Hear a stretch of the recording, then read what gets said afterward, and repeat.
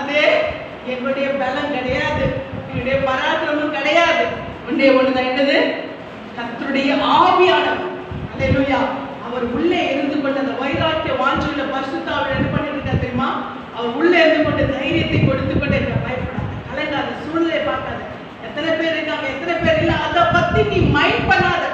உனக்கு அதை பத்தி கவலை வேண்டாம். நான் இருக்கிறேன், உனக்குள்ள இருக்கிற நான் பெரியவர். அல்லேலூயா.